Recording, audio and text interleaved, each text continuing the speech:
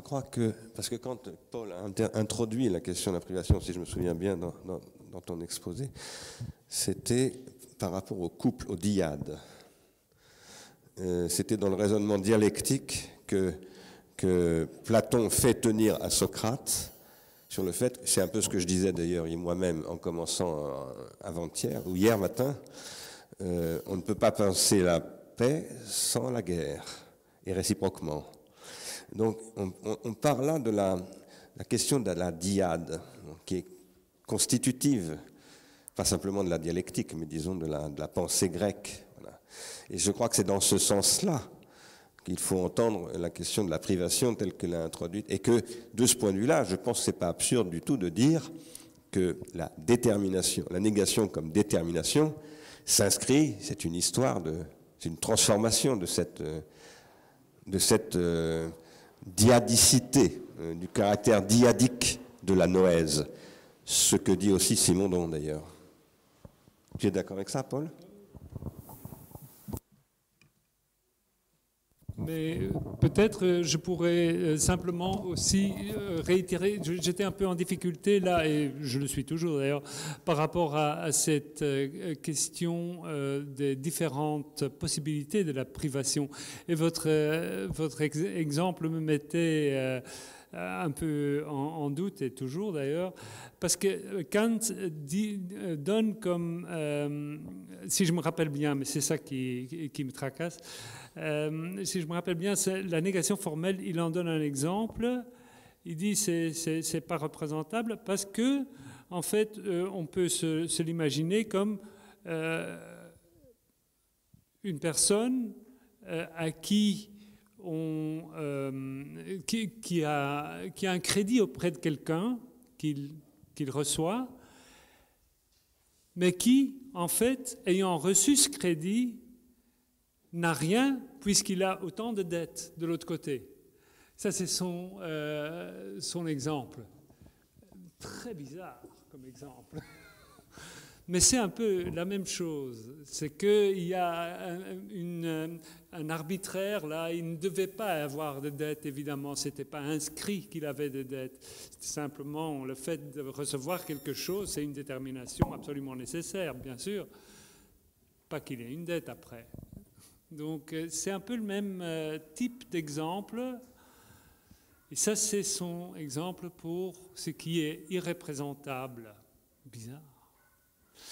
Donc ça, c'est des choses problématiques dans l'histoire de la négation. Mais je pense du reste que la dialectique, c'était assez clair.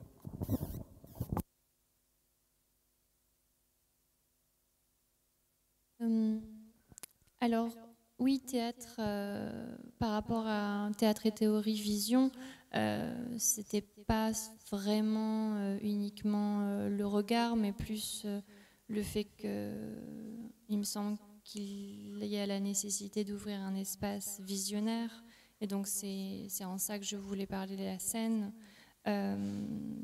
Après, la scène théâtrale, elle peut être aussi assimilée comme tous ces rituels de pensée qu'on a plus ou moins tous quand on s'y met, quand on se met à réfléchir ou quand on veut s'y mettre.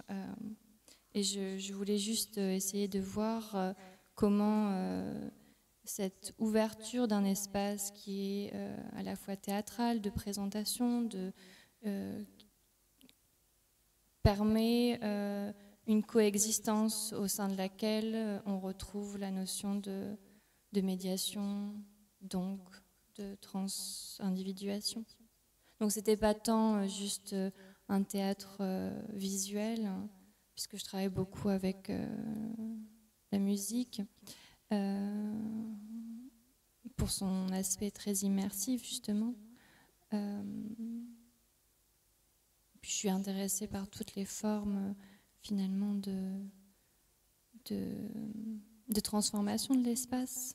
Donc c'était vraiment ma question, c'est comment on transforme le milieu dans lequel on habite, dans le territoire qu'on partage, pour que ça puisse devenir un territoire propice Et je trouvais que rien que le fait qu'on puisse tous se voir de n'importe quel point de vue, enfin de n'importe quelle place, c'est aussi une façon de mettre en scène pour le partage.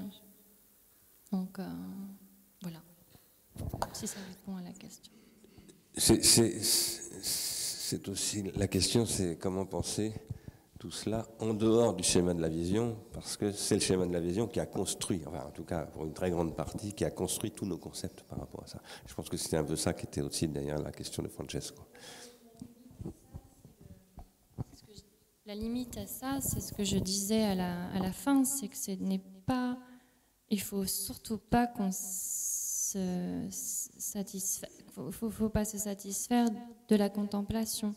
C'est-à-dire que la vision, si elle n'est que contemplation, elle ne sert pas à grand-chose. C'est-à-dire qu'elle ne nous amène pas à cet engagement que réclame l'invention, la transgression. Donc c'est pour ça que j'ai posé comme limite à la fin que si c'est entendu que comme contemplation, à la vitesse de la lumière, comme on sait très bien qu'on passe peut-être 12 secondes devant un tableau au musée, ce genre de rapport, ça ne marche pas. Donc j'essayais aussi de montrer qu'il y a une sorte de paradigme à dépasser quant à la question de la théorie comme base étymologique qui est fondée sur la vision. Voilà. Question, et ça renvoie à la question de Jacob von Uexküll, etc. J'espère que j'aurai un peu le temps pour en parler. Qui voulait d'autre la parole? Alors, il y a Ricardo. Vas-y Michel, oui. Après je la passerai à Ricardo. Oui, peut-être directement par rapport à ce que propose Anaïs. On parlait de Hegel, moi il me semble que je ne connais rien, hein, donc je peux dire n'importe quoi. Donc il me semble que Hegel il parle du travail négatif dans les écrits de jeunesse, hein, les cahiers de jeunesse, quoi. Et du travail négatif qu'il appelle le travail vivant. Et au fond, il me semble que c'est ça qu'Anaïs évoque là. C'est-à-dire que c'est une forme de négativité qui est à un autre niveau logique. Et quand Marx trouve ça, il me semble, dans les cahiers parisiens, il parle du spiel à ce moment-là. C'est-à-dire qu'il met ça, il devient winnicottien, Marx. C'est intéressant que Marx soit winnicottien, parce que c'est une dimension, il me semble, très importante. Alors, ça a à voir aussi, du coup, avec une dimension freudienne, parce que Freud aussi propose des négativités, des formes de négativité qui ne sont pas du côté de la privation. Hein. Il y a une triade, là aussi, chez Freud, qui est plutôt frustration, privation, castration. Alors les logiques castratives font, me semble-t-il, mettent en jeu un mot qui n'a pas été souligné depuis ce matin, c'est l'angoisse. Et la question de l'angoisse, il me semble que c'est cette question-là qui est éludée par les drones.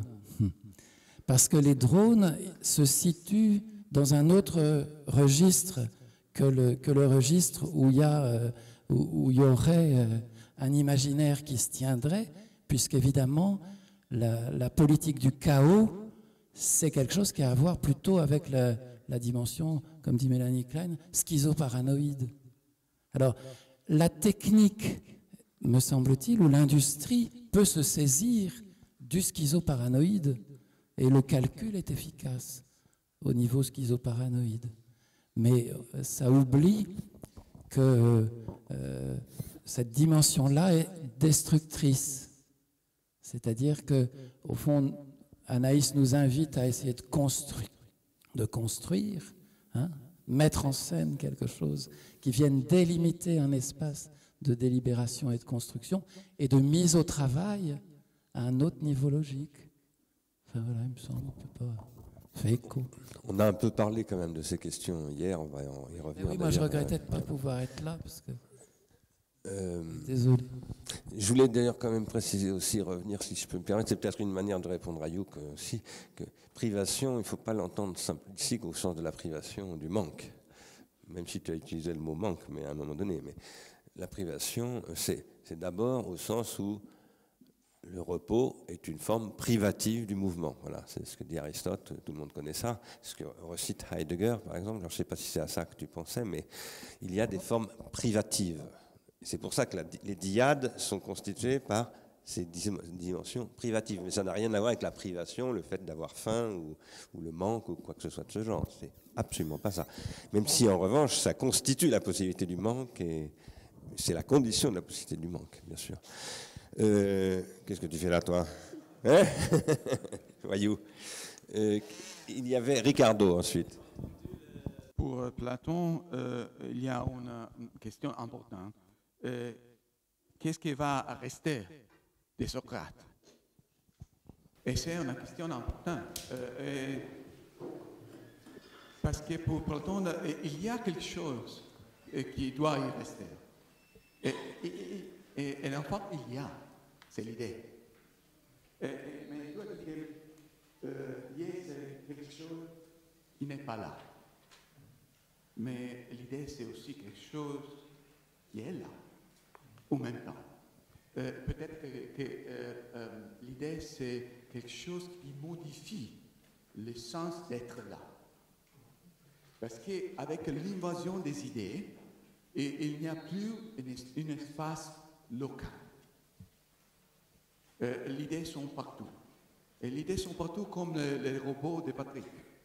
Il y a un lien, parce que les robots de Patrick modifient le sens d'être là pour la loi internationale. Et c'est intéressant que les idées et les robots sont des prétentions tertiaires, de façon différente, qui modifient le sens d'être là.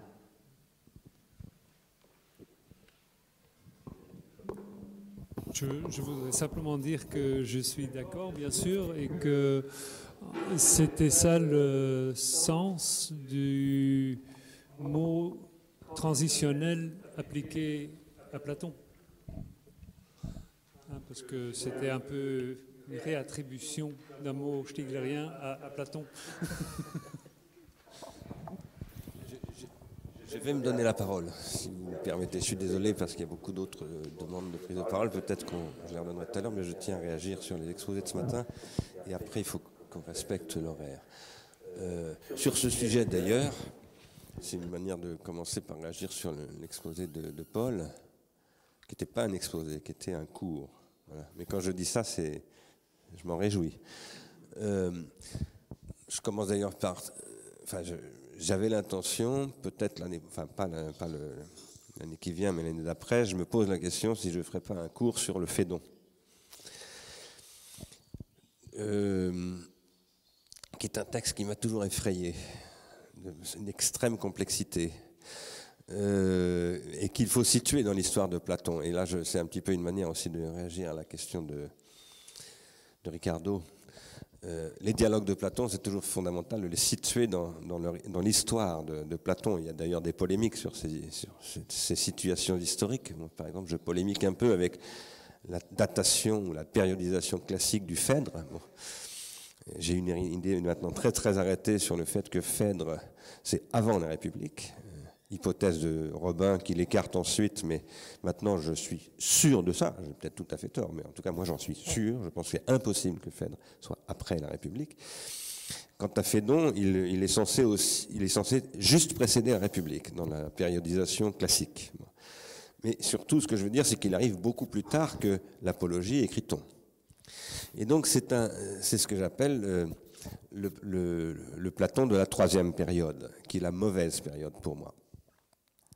Elle est parfois splendide, y compris dans la République. Le livre 7 est une œuvre littéraire absolument inouïe, et même pas seulement littéraire, c'est une œuvre conceptuelle aussi, inouïe. Mais c'est l'horreur pour moi, c'est la catastrophe. Et je pense que Phédon, c'est plus compliqué, parce que Phédon, évidemment, c'est le procès de Socrate, on revient, tout ça, mais en même temps, il est très, très déjà orienté vers la République, je crois. Et ce que je veux dire, c'est pour réagir à la question de Ricardo, il y a plusieurs réponses à ta question dans l'histoire de Platon. selon qu'on est dans le Platon de l'apologie, par exemple, l'idée n'existe pas. D'ailleurs, l'idée même d'idée n'est pas encore formalisée, formée. Bon, mais elle est déjà en vue, parce qu'il y a déjà la question de l'essence que de toute façon Socrate posait. Enfin, de l'essence peut-être pas, mais du TST, qui n'est pas pour moi la même chose que la question de l'essence. TST au sens où j'avais osé dire un jour que ça voulait dire mon cul au sens de Raymond Queneau. Mais c'est ça qui était la matrice, selon moi, de la question de l'essence et donc de l'idée. Selon les dialogues, selon les périodes, on ne peut pas répondre à ta question de la même manière. Il y a une époque où, dans le Criton, par exemple, et dans le Ménon et tout ça, c'est dans le Ménon plus que partout ailleurs, c'est très transitionnel au sens où Paul a utilisé le mot là, et puis des périodes où ça l'est absolument plus. Et au sens où l'idée est partout, prolifère, au sens où elle remplace, elle devient le réel en fait. Bon. Et donc voilà, il faut l'inscrire dans cette question. Pour moi, tout ce que tu as dit, Paul, évidemment, doit être inscrit dans cette transformation qui s'opère au cours de 40 années, où on passe de l'anamnésis, tel que Jean-Pierre Vernant rappelle qu'en fait, c'est la pratique des poètes, c'est-à-dire un poète en Grèce ancienne, c'est un officiant tragique, quasiment, hein, il officie pour la mémoire tragique, et il a une faculté anamnésique que n'ont pas les gens ordinaires. D'ailleurs, ça croise la question que tu posais sur les techniques du corps, enfin tu n'as pas appelé ça comme ça, mais sur à quelles conditions le corps peut-il devenir, par quelle pratique du corps, par quelle... Le corps peut produire de l'attention. Ben, typiquement, voilà, les analyses sur les pratiques des aèdes, pas seulement les aèdes, j'arrive plus à retrouver le terme qu'on emploie, parce qu'il y a eu de très nombreux livres que je te recommande de lire, d'ailleurs, sur les pratiques d'envoûtement, de possession, les derviches, enfin tout. Il y a beaucoup de livres qui ont été faits sur ces sujets-là. Ce sont des techniques anamnésiques, voilà, au sens des tragiques. Et au départ, moi je pose que Socrate convoque l'anamnésis dans ce sens-là, que c'est un sens qu'on trouve pas simplement en Grèce, qu'on trouve dans de très nombreuses sociétés, en Turquie par exemple, y compris en Turquie moderne, il y a encore des traces de cela. Et donc je pense qu'il faut inscrire toutes ces questions et dans ce contexte où ça se transforme. Alors, moi j'ai retenu... De ce que disait Paul, j'ai retenu plein de choses, mais je retiens 5 items, si je puis dire. Cette question du savoir de la mer. Je ne sais pas si tu étais là hier quand Tania... Ah voilà, d'accord. Parce que Tania a fait une intervention. Bon, à la fin, moi j'ai un petit peu proposé que... j'ai lancé une hypothèse comme ça, une proposition à Tania aussi. Qu'est-ce que pourrait être une organologie de la mer ? Je dis cela parce qu'on a une tendance comme ça, y compris avec les gender studies, etc., à effacer un certain nombre de questions. Bon. Les bonnes gender studies, au contraire, les accentuent ces questions, mais il y en a qui ne sont pas bonnes. En tout cas, cette question du savoir de la mer que tu as réintroduit à la fin avec la science, bon, je pense précisément, c'est là où je veux en venir, qu'aujourd'hui, il faut la poser avec la science, mais avec une science qui est en train de muter. Quand j'ai beaucoup parlé de Marianne Wolf, je ne sais plus si je l'ai écrit dans le dernier bouquin que j'ai fait ou pas, je ne me souviens plus, mais j'ai insisté en tout cas quelque part sur le fait qu'elle c'est une mère, Marianne Wolf. Marianne Wolf, c'est une scientifique, elle étudie le cerveau, elle est spécialiste de dyslexie, mais en fait elle est spécialiste de dyslexie parce qu'elle a un enfant dyslexique et que tout son travail de scientifique, c'est un travail de mère, c'est-à-dire qu'on voit bien, c'est pas simplement son enfant dyslexique, elle a 2 enfants, et elle a aussi elle fait de la science pour élever ses enfants. Elle dit, qu'est-ce que je fais par exemple ? On parlait du sacrifice de défonctionnalisation, réfonctionnalisation, elle dit, le cerveau, lorsqu'il se recode, en fait, il sacrifie des zones de motricité pour en produire de nouvelles. Bon. Elle dit, qu'est-ce que je fais avec mes gosses ? Je sais que le numérique est en train de détruire des zones corticales, des organisations synaptiques. Qu'est-ce que je fais ? Voilà. Elle pose des questions comme ça. Ça, c'est très, très intéressant. Une science de la mer. Voilà. Moi, je n'oppose pas le père à la mère, hein, donc c'est pas pour dire on va passer de la phallocratie à la je sais pas quoi, c'est pas du tout ça. Parce que ça, je crois que aussi le discours sur le phallocentrisme, etc., est allé beaucoup trop loin dans une espèce de, finalement, de reconstruction d'opposition, alors que c'était au départ fait pour déconstruire les oppositions. Mais quoi qu'il en soit, je pense que la science d'aujourd'hui doit être revisitée d'un tel point de vue, et qu'il y a des possibilités pour cela. Et que du coup, c'est pour ça que, surtout ces derniers temps, là, dans le séminaire, ça fait 2 ans que j'insiste beaucoup sur un retour à la discussion avec les scientifiques. Ça me paraît absolument fondamental. Dans le domaine psychoneurologique, par exemple, dont je viens de parler, mais aussi dans le domaine de la physique, par exemple, sur les nanosciences, etc. Il y a un point que tu as souligné dans ce que tu as dit, finalement, qui ça me stupéfie, mais il est apparu évident un truc que finalement je n'avais jamais vu. C'est que Socrate est un pharmakos. Et tu l'as dit, et c'est une évidence, ça saute aux yeux. Mais en même temps, moi, je n'avais pas fait cette connexion. J'avais fait la connexion avec le pharmacon qu'il boit à la fin, mais j'ai parlé du pharmakos tout récemment, grâce à Gérald d'ailleurs. Bon, enfin, l'autre chose que je voulais dire, qui est peut-être le truc qui me tient le plus à cœur, j'ai beaucoup d'autres choses à dire, mais je ne vais pas trop tout dire parce qu'il leur tourne. Je crois pouvoir dire, en tout cas je me risque à dire, que dans ce que tu décrivais sur Socrate respectant la loi, mais ne respectant pas ceux qui le... Enfin, ne respectant pas, ça ne veut pas dire qu'il ne les respecte pas, mais ne se soumettant pas à ceux qui le condamnent. Mais il ne se soumet pas à ceux qui le condamnent, il respecte la loi, ce n'est pas du tout la même chose. Il devient la quasi-cause de sa condamnation et de sa mort. Et donc ça, pour moi, c'est absolument fondamental. La quasi-causalité, on parle beaucoup de causalité, de quasi-causalité avec Anne ici, mais on a eu un débat dans le séminaire qui est venu d'une question que posait Christian Forêt sur la liste Pharmacon. Il disait à un moment donné, tu l'as vu cette question, tu es sur la liste, finalement, que dit Pharmacologie du Front National? Et il disait, je crois que c'est une question de causalité.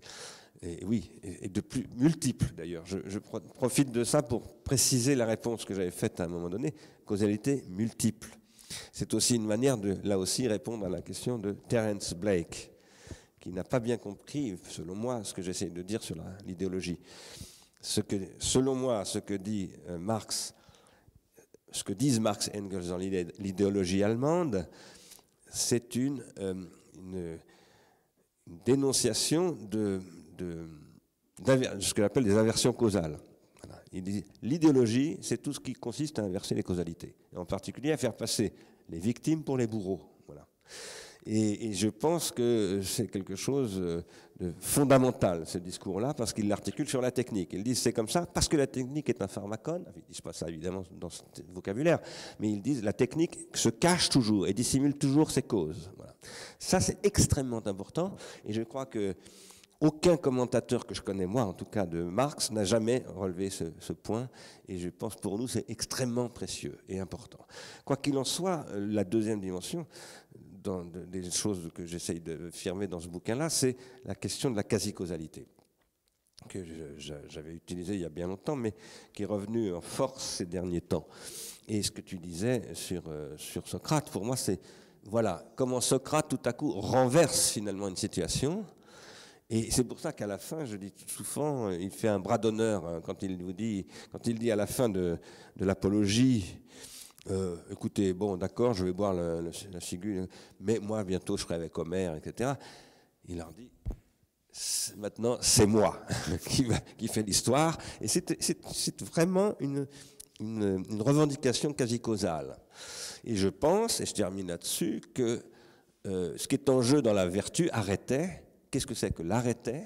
C'est la capacité à devenir la quasi-cause de ce qui m'arrive. Voilà. Je pense que c'est vraiment ça. Et là, on retrouve, c'est la définition des stoïciens. On retrouve vraiment la question du stoïcisme. Je voulais, donc, je suis désolé de faire comme ça, mais je voudrais réagir aux 3 exposés. Je voulais dire, à partir de l'exposé de Patrick, que d'abord, cet exposé devrait nous inciter, nous encourager vivement, fortement, à réfléchir très sérieusement sur le rôle. C'est un classique, hein, je n'ai rien d'original, mais je pense qu'il faut quand même, cette chose classique, il faut nous la remémorer, en faire l'anamnèse d'une certaine manière, le rôle des militaires dans la recherche scientifique. En particulier aux États-Unis, parce que en Amérique du Nord, l'armée joue un rôle extrêmement important dans toute la recherche scientifique, ce qui ne peut pas être le cas en Europe, puisqu'il n'y a pas d'armée européenne et qu'il n'y a pas de politique militaire européenne. Et je ne dis pas ça évidemment pour défendre le militarisme, hein. Simplement je dis ça pour analyser des situations géopolitiques extrêmement différentes qui font qu'aujourd'hui les États-Unis dominent totalement, conceptuellement, la scène scientifique, technologique, artistique et même philosophique, par la qualité des étudiants. Quand il y a des bons étudiants comme Anaïs en France, ben, ils foutent le camp aux États-Unis. C'est triste, mais c'est comme ça. C'est très très difficile de retenir les étudiants en France, hein, parce qu'ils n'ont plus les bonnes conditions de travail. Bon. En Angleterre, c'est un peu mieux, mais c'est en train de changer dans le mauvais sens. Bon. Et en Italie, je crois que c'est un peu comme en France. Enfin, quoi qu'il en soit, ce que je veux dire, c'est que le rôle du militaire, c'est-à-dire de la puissance publique. Et pourquoi? Pour développer des armes, donc une organologie meurtrière, une organologie de la mort, mais qu'ensuite on pacifie. Et pour en faire quoi? Une organologie d'armes économiques et non pas guerrières, c'est-à-dire dans une guerre économique, il y a une politique américaine extrêmement précise de la science et de ce que tu appelais la technoscience dans ces domaines, et il va bien falloir y réfléchir. Et on ne peut pas se contenter ici d'ailleurs des simples discours sur comment les hippies sont à l'origine du web, parce que c'est très intéressant. Et c'est très vrai, c'est quelque chose de très important. Et ça renvoie à ce que tu disais aussi, pas simplement sur la contre-culture américaine et son rôle en Californie en particulier, mais aussi le rapport entre entertainment et US Army, etc. Mais attends une seconde. Il faut véritablement se poser la question de la stratégie militaire. Hugh a fait un travail de postdoc à l'IRI, financé par l'armée américaine. Et je suis, d'une certaine manière, je suis fier que ce soit l'armée américaine vienne financer l'IRI, mais j'aurais préféré que ce soit l'armée française, et puis je préférerais surtout que ce ne soit pas l'armée, mais que ce soit la puissance publique. La seule puissance publique qui finance encore l'IRI aujourd'hui, c'est l'armée américaine. L'IRI, c'est une institution française. C'est absolument consternant, honteux, dégueulasse, véritablement, parce qu'en plus, ça travaille pour ce que tu as décrit. Attends, il ne faut pas dire dégueulasse, me dit Augustin. Tu as raison, tu as tout à fait raison. Ça, c'est le début d'Antigone, qui est en train de... déjà à 7 ans, à 6 ans et demi. Tu as proposé un moratoire. Enfin, tu n'as pas proposé un moratoire. Tu as dit pour un moratoire sur la recherche robotique militaire dans les universités. Je pense qu'il va falloir qu'on reprenne cela. Je ferai une intervention dimanche matin, qui sera une espèce de préfiguration, j'espère, de ce qu'on voudrait être le nouveau manifeste d'Ars Industrialis, qui s'adresse, c'est une manière de répondre à une question que me posait Gérald d'ailleurs, et aussi Arnaud, qui s'adresse à l'internation, au mouvement Occupy Wall Street, etc., mais aussi aux universités du monde entier. Universitaires du monde entier, unissez-vous. Et je ne dis pas simplement universitaires, mais academics. Et académiques, pas au sens simplement des universités, mais de tous ceux qui participent à la vie académique, c'est-à-dire Wikipédia, etc., etc. Il faut qu'il y ait une unification de tous ces mouvements pour imposer effectivement des moratoires et une déontologie dans tous ces domaines de la recherche, mais aussi pour imposer surtout de nouveaux objets de recherche, de nouveaux objectifs de recherche. Ce que tu as décrit pour moi à travers les drones, et pas simplement les drones, mais les robots militaires, c'est ce qui décrit, c'est ce qui conduit à une automatisation totale, qui conduit à ce qu'on pourrait appeler un pharmacone absolu généralisé. Je l'emploie au sens où Axel se référait au texte de Derrida, No Apocalypse Not Now, dans laquelle il parlait d'un pharmacone absolu, que j'ai moi-même commenté. Et aujourd'hui, on va vers le pharmacone absolu généralisé. Derrida présentait le pharmacone qui était l'arme nucléaire comme une limite du pharmacone. Mais ce que est en train de se préparer là, et qui a commencé en Israël, et ce n'est pas un hasard, Israël, qui est le pays du discours sur le pharmacos, enfin bon, ça, il faudrait vraiment là, faire une géopolitique, une généalogiste géopolitique de tous ces symboles. Ce sont des symboles, là, pour le coup. Bon, on ne va pas le faire, on n'a pas le temps, mais c'est très très important de relire tout cela. Quoi qu'il en soit, ça nous mène vers le pharmacon absolu généralisé. C'est-à-dire que ce que Derrida décrivait comme une limite, ça devient le fonctionnement ordinaire du pharmacon. Et ça, pour nous, c'est un défi de pensée terrifiant d'ailleurs. Hein. J'ai dit hier que j'étais mélancolique, mais ça m'empêche de dormir, moi, ces questions-là, en ce moment, gravement, perpétuellement. Parce que ça conduit à ce que tu as décrit, et j'ai vraiment énormément apprécié ça, la bêtise artificielle. Sachant que la pharmacologie de l'intelligence artificielle, moi j'ai toujours défendu les recherches en intelligence artificielle, j'en ai fait, j'ai contribué à des activités d'intelligence artificielle dans le laboratoire COSTEC que j'ai créé à l'université de Compiègne pour ça. J'ai travaillé sur la vie artificielle, les systèmes multi-agents, etc. J'en parlerai dimanche. Parce que je pense qu'il vaut mieux que ce soit nous qui travaillons là-dessus plutôt que les militaires américains. Il faut en faire la pharmacologie positive et négative. Et ce que tu as fait là, tu as dit, il me semble que toute intelligence artificielle produit automatiquement, si j'ose dire, de la bêtise artificielle et d'abord de la bêtise artificielle. Ce qui est en jeu dans tout cela, pour moi, c'est un court-circuit du sacrifice. Et donc je reviens vers la question que Gérald posait. Et c'est ce que montre, sans le soulever en tant que tel, d'ailleurs, Grégoire Chamaillou. Je dis qu'on ne soulève pas en tant que tel, je ne crois pas me souvenir qu'il pose vraiment la question du sacrifice en tant que tel.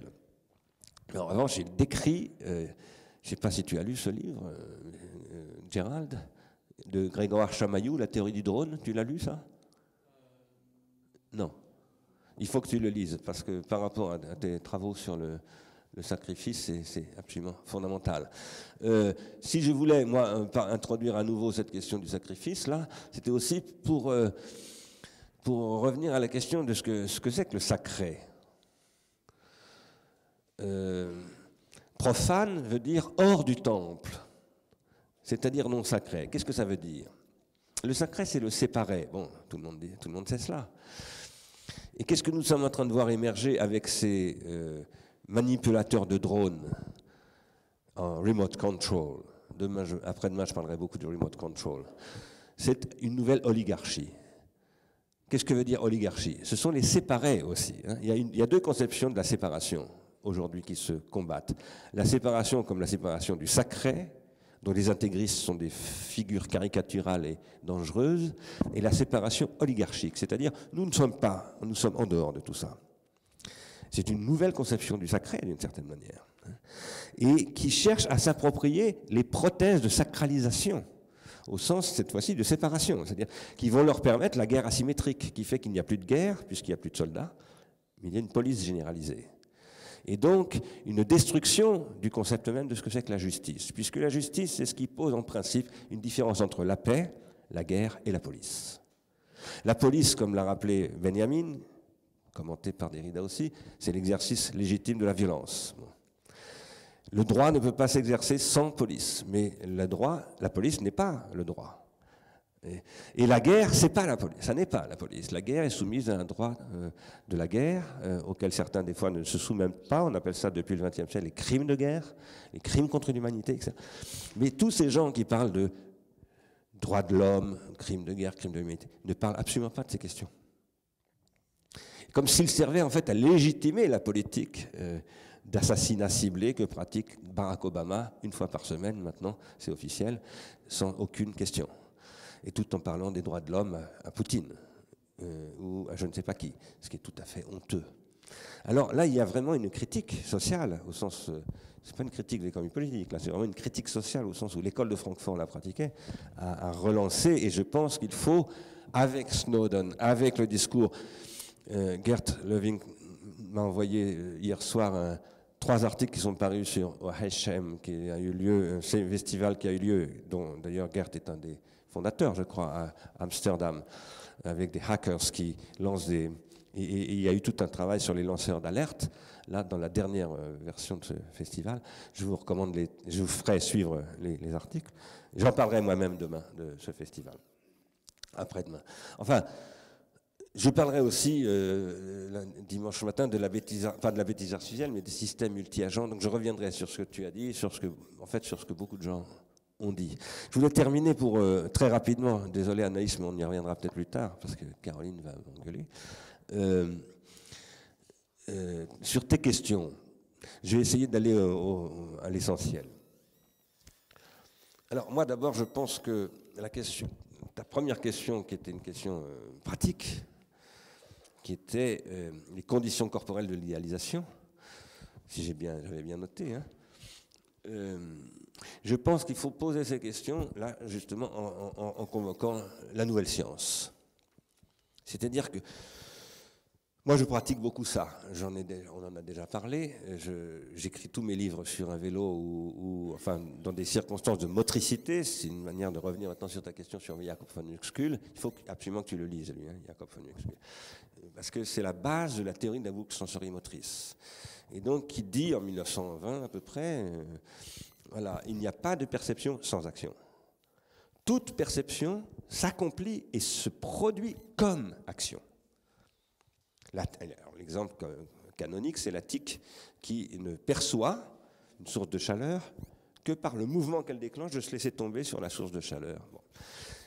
Mais la complexification du vivant, et en particulier le vivant noétique, consiste à différer l'action. C'est-à-dire que plus l'animal est évolué, moins il réagit immédiatement. Et l'être humain, eh bien, il est capable de réagir à ce qu'a fait Socrate. C'est-à-dire que ce n'est pas sa perception. Parce que grâce aux rétentions tertiaires, Socrate dit « je vous emmerde, je bois le poison », et nous, à Épineuil-le-Fleuriel, le 17 août, nous réagissons. Enfin, nous ne réagissons pas, justement. Nous essayons de penser, nous essayons de produire une noèse. Et ça, c'est ce que j'appelle une organologie de l'anamnèse. Ça, c'est une anamnèse. C'est une longue anamnèse qui s'appelle... J'appelle ça un circuit infiniment long de transindividuation. Mais ça s'appelle la philosophie. Alors,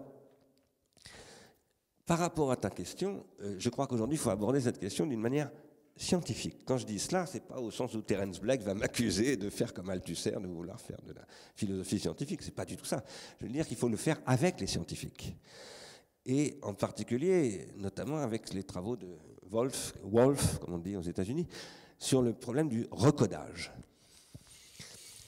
Je sais, moi, que quand je fais du vélo, d'abord je l'ai appris de manière assez précise parce qu'un jour j'ai rencontré un philosophe qui s'appelle Morel, qui est aux États-Unis, à Notre-Dame aujourd'hui, qui avant écrivait dans la Quinzaine littéraire, qui a écrit un article sur un de mes livres. Et je venais de faire une conférence dans la salle où Heidegger faisait ses conférences à Freiburg. Et on a déjeuné ensemble et il m'a dit « mais moi je suis en fait un ancien coureur cycliste quasi professionnel ». Et parce qu'il m'avait demandé au début « mais comment est-ce que vous travaillez ?» Voilà. Je lui ai dit « je fais du vélo. Je pédale et en pédalant ça produit des idées ». Il me dit « ça je connais bien parce que il me dit j'étais un coureur professionnel et comme j'étais un coureur professionnel j'étais suivi par des médecins. Et il m'expliquait ce qui se produit quand je pédale à telle vitesse dans mon cerveau. Et donc les envois d'endorphines en tout genre, etc. Il faut aujourd'hui voir de très près comment, dans des circonstances comme ça, je peux me recoder. En fait, moi, quand je pédale sur mon vélo en utilisant mon magnétophone que je réécoute, etc., j'écris dans mon cerveau. Je lis mon cerveau, je l'interprète. Alors, des fois, je lis mon cerveau, mais comme mon cerveau n'est pas fiable, je réécoute ce que j'avais enregistré la veille sur mon vélo, qui réactive mes neurones, mes circuits synaptiques, et du coup, je réinterprète, je me dis non, là, j'ai dit une connerie. Et donc, ça réécrit dans mon cerveau. Donc, j'écris dans mon cerveau. Et c'est pour ça que j'avais dit une fois dans le séminaire, le cerveau, c'est un livre, réellement. C'est-à-dire qu'il faut le prendre au sens fort. Ce n'est pas du tout une métaphore. Mais c'est là que je réponds, d'ailleurs, je continue une discussion avec Francesco. Là, il faut prendre l'écriture au sens très concret du terme, très empirique du terme. C'est-à-dire, c'est ce que dit Hong, avec l'écriture alphabétique, je n'écris pas comme avec l'écriture idéographique, par exemple, dans mon cerveau. C'est pour ça que, de fait, en effet, par exemple, le cerveau de Yuc n'est pas le même que le mien. Parce que Yuc, lui, il connaît les caractères chinois, pas moi. C'est pour ça que, personnellement, je considère que la Chine a un très très grand avenir. Parce qu'aujourd'hui, la Chine connaît les lettres et les caractères. Et ça, c'est une force, ça nous manque. Et c'est pour ça que Scott Lash a bien raison d'apprendre le chinois et l'écriture chinoise. Mais bon, je ferme cette parenthèse. En tout cas, nous recodons sans arrêt. Et alors, tu t'es appuyé sur imagination-invention de Simondon, là, dans tes travaux. Je t'invite à être prudente, parce que tu as dû t'apercevoir, tu t'en es forcément aperçu, qu'il n'est jamais de question de transindividuel dans l'imagination-invention, il n'y a pas de pré-individuel, il n'y a aucun concept de ce type-là. Et en fait, toute la question de la transindividuation que tu posais n'est pas présente dans ce texte. Je fais l'hypothèse qu'il y a deux causes à cela. Premièrement, Simondon s'interdit de se citer lui-même dans les cours qu'il donne à la Sorbonne. Mais il y a une autre raison, c'est qu'il a une difficulté avec le transindividuel. C'est-à-dire qu'il est en conflit avec lui-même sur la question du transindividuel. Donc je pense qu'il faut, il faut utiliser Simondon ici en ayant bien en tête ce truc. Bon, j'aurais beaucoup d'autres choses à dire, mais je t'en reparlerai peut-être en dehors de maintenant, parce qu'il faut vraiment que je m'arrête. Je voulais juste soulever, pour ouvrir une discussion, et que je tends à Ricardo, le théos, le théâtre, la théorie, pour moi ça sonne avec théos. Alors, officiellement, l'étymologie ne fait absolument pas de lien entre théâtre et théos. Mais je pense que lorsque Aristote convoque le théos dans le traité de l'âme, ça sonne comme ça dans son oreille. Et que c'est pour ça qu'il fait appel, non pas au Dieu au pluriel, mais au théos au singulier. Ce qui ne veut rien dire chez un grec, ce n'est pas des monothéistes, les Grecs. Donc je pense que ce théos-là n'est pas théologique. Je pense qu'il est chargé évidemment de théologie multiple, mais il est littéraire. C'est-à-dire que je pense que Aristote fait fonctionner quelque chose là qui est dans la langue, et que dit la langue, même si l'étymologie ne permet pas du tout de dire ce que je viens de dire là. Je pense que c'est le même cas pour Aletheia, Heidegger, avec l'été, etc., etc. Voilà, je voulais lancer ça. Alors pour toi, parce que pour moi le théos chez Aristote c'est l'objet de tous les désirs, et puis pour Ricardo, pour relancer la dialectique entre nous. Je sais qu'il ne la considère pas comme une dialectique, mais je dis ça pour le taquiner.